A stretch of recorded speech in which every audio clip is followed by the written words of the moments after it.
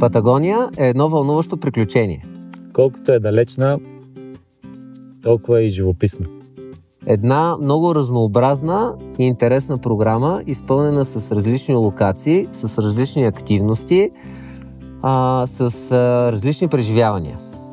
Ето, например, в момента сме в Ел Чалтен, столицата на трекинга в Аржентина. Тук започва първия етап, където имаме преходи сред тюркоазено-сини езера, изключително красиви гори. Стигаме до подножието на Фицро и Серо Торе. След това отиваме в Калафате, където ще наблюдаваме ледниците отблизо.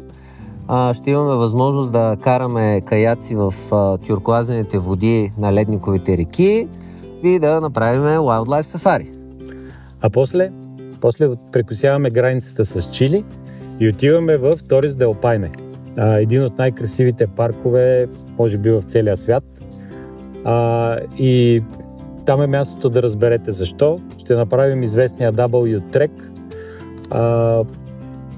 което ще ни отведе до обзорни точки. Също ще имаме възможност да видим диви животни и да се любуваме на красотата на парка. После се насочваме към огнената земя и града на края на света, Ушуая. Едно място, което винаги е привличало приключенци. Място, от което тръгват корабите за Антарктика. Място, което винаги е асоциирано с откривателство.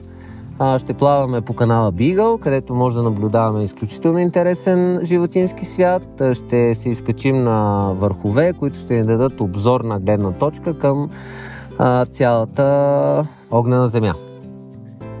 Всъщност Патагония е място, което посети ли го човек, това със сигурност му гарантира преживявания, каквито на друго място той не може да изпита.